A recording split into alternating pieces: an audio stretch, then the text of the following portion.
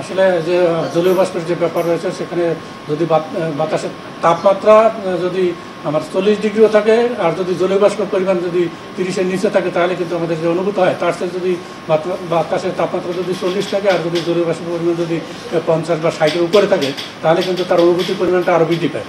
তো আমাদের এখন যদি আপনি বাতাসের আর্দ্রতা হিসাব করেন তাহলে কিন্তু বেশিরভাগ জায়গায় 60% কাছাকাছি রয়েছে, অর্থাৎ যে অস্বস্তিকর অবস্থা সেটার মধ্যেই রয়েছে।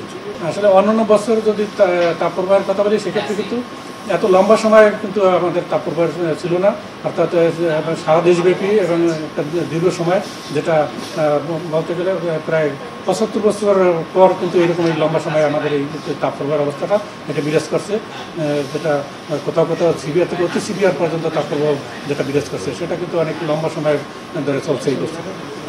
বৃষ্টিপাতের যে সম্ভাবনা আমি বলেছি যে মে মাসের শুরুর দিকে অর্থাৎ 2 তারিখেই দেশের বেশিরভাগ জায়গায় বৃষ্টিপাতের শুরু হওয়ার সম্ভাবনা রয়েছে।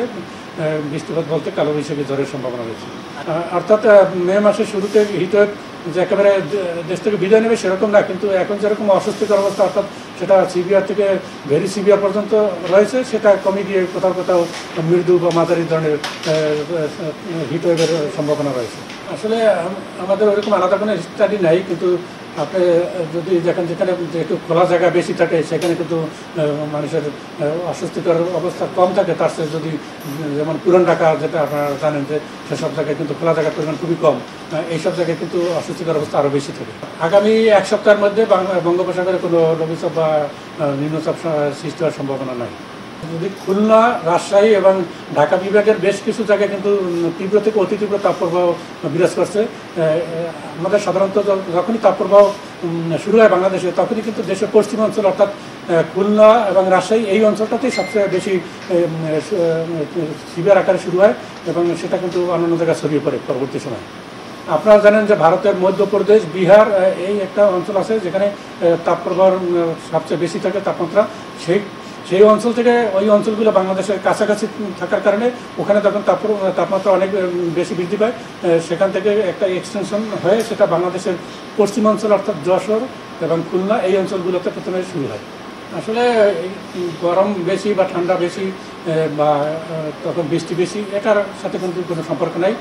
সম্পর্ক হলো যে আপনার যদি বৃষ্টিপাত হওয়ার জন্য যে ফেনোমেনা দরকার অর্থাৎ বাতাসের যে ওয়েস্টার্লি ডিস্টারবেন্স থাকবে, পাশাপাশি যদি বঙ্গোপসাগর থেকে দক্ষিণ দিক থেকে জলীয় বাষ্পের যোগান থাকতে হবে, এই যদি অবস্থাটা যদি সব মিলিয়ে যদি তার অনুকূলে থাকে তাহলেই কিন্তু বৃষ্টিপাতের তৈরি হওয়ার সম্ভাবনা থাকে, যেটা আগামী মে মাসের শুরুর দিকে সম্ভাবনা তৈরি হওয়ার সম্ভাবনা রয়েছে। এটা কি 2-1 দিনের ঝড় বৃষ্টি নাকি অতিবৃষ্টি হওয়ার কোনো পসিবিলিটি আছে?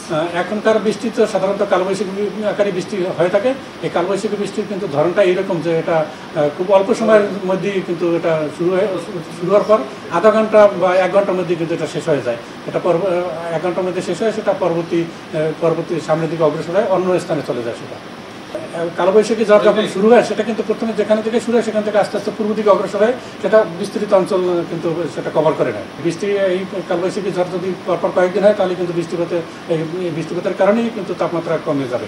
কালবৈশাখী ঝড় যদি অল্প এরিয়াতে হয়, লোকালাইজ হয়, তাহলে কিন্তু তাপমাত্রা কিন্তু আসলে কমে না।